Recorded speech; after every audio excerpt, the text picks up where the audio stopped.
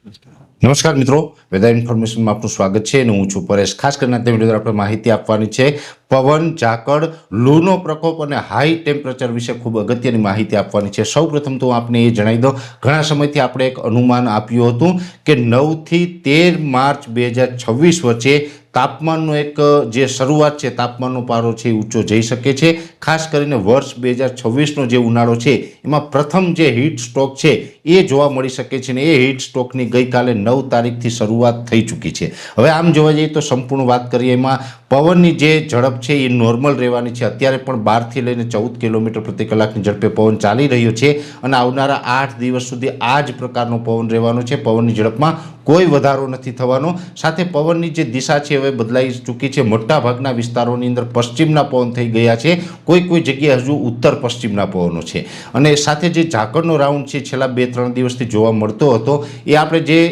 એકાદ દિવસ પહેલાં જે જણાવ્યું હતું એ એકાદ દિવસ હવે ઝાકળનો રાઉન્ડ જોવા મળશે, પછી એમાંથી રાહત મળશે। એ જ મુજબ હવે આજથી ઝાકળમાંથી આપણે રાહત મળી ચૂકી છે અને હમણાં નજીકના સમયમાં કોઈ મોટો ઝાકળનો રાઉન્ડ છે એ નહીં આવે અને હમણાં વાતાવરણ છે એ સૂકું રહેવાનું છે। બીજા નંબરની અંદર તાપમાન છે એ હવે આપણે ધીમે ધીમે ઉચકાયું છે અને આ તાપમાન છે 13 તારીખ સુધી ઊંચું રહેશે। જેવી રીતે જોવા જઈએ તો 9 તારીખથી આ તાપમાનમાં વધારો થયો છે, જેમાં ખાસ કરીને ગઈકાલે 9 તારીખ અને આજે 10 તારીખ એમ સતત 2 દિવસ સુધી રાજ્યના અનેક વિસ્તારની અંદર તાપમાન છે એ લગભગ 36થી 38 ડિગ્રીની રેન્જમાં જોવા મળ્યું અને આઇસોલેટેડ વિસ્તારમાં તાપમાન છે 40 અને 41 ડિગ્રી પણ નોંધાયું છે અને એ પણ આપણે વાત કરી હતી કે મોટાભાગના વિસ્તારની અંદર તાપમાન છે 38 ડિગ્રી સુધી જોવા મળશે અને આઇસોલેટેડ વિસ્તારમાં 40 અથવા તો 40 પ્લસ થઈ શકે છે। એ જ મુજબ જોવા જઈએ તો ગઈકાલે અમદાવાદ હોય, કચ્છના એકાદ સેન્ટર છે, ખાસ કરીને કંડલા છે, ઉત્તર ગુજરાતના પાટણ આસપાસના વિસ્તારો છે, બનાસકાંઠાના એકાદ સેન્ટર છે, આ તમામ વિસ્તારોની અંદર તાપમાન છે ખૂબ ઉચકાયું, 40 અને 40 પ્લસ પણ જોવા મળ્યું। સૌરાષ્ટ્રની અંદર પણ રાજકોટ અને અમરેલીની અંદર જે આપણું અનુમાન હતું એ જ મુજબ તાપમાન છે 40 ડિગ્રીને પાર થયું છે।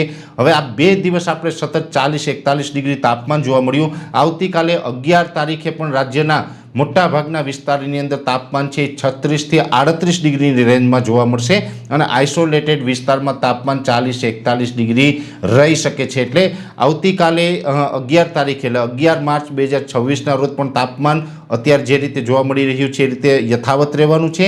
12 અને 13 તારીખે સતત 2 દિવસ સુધી તાપમાનમાં 1-1 ડિગ્રીનો ઘટાડો થશે અને 14 તારીખથી તાપમાનમાં મોટી રાહત મળે, એટલે કે અત્યારે જે નોર્મલ તાપમાન ચાલી રહ્યું છે એના કરતાં 3 ડિગ્રી તાપમાન છે એ 14 તારીખથી નીચું આવે અને 14 તારીખથી 5 દિવસ સુધી સતત તાપમાન છે એ નીચું જળવાઈ રહેશે। આ મુજબનું હવામાન હમણાં રહેવાનું છે। ખાસ કરીને તાપમાનને લઈને જે હીટ સ્ટ્રોકની વાત હતી એ હીટ સ્ટ્રોક અત્યારે ચાલુ થઈ ગયો છે અને હજુ પણ આ હીટ સ્ટ્રોક છે હીટ વેવ નથી। હીટ વેવ જ્યારે પણ આવશે ત્યારે આનાથી પણ ભયંકર સ્થિતિ આપણે જોવા મળી શકે છે, ભયંકર સ્થિતિનું નિર્માણ થઈ શકે છે। ખાસ કરીને અત્યારે જે હીટવાળું વાતાવરણ જોવા મળ્યું છે, હાઈ ટેમ્પરેચર જોવા મળ્યું છે, સાથે સાથે અમુક વિસ્તારની અંદર લૂનો પ્રકોપ પણ જોવા મળ્યો છે।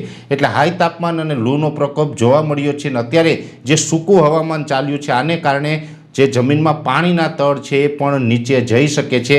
એટલે હવે જે કૂવા અને બોરની અંદર આપણે વાડીની અંદર ખેતીનું જે પાણી છે એ ઝડપથી ઘટવા માંડે, ઝડપથી પાણીનું તળ છે એ નીચું જાય તેવી પણ શક્યતા છે, તેવું પણ હવામાન થઈ રહ્યું છે અને હમણાં 13 તારીખ સુધી આપણે હાઈ ટેમ્પરેચરનો સામનો કરવો પડશે।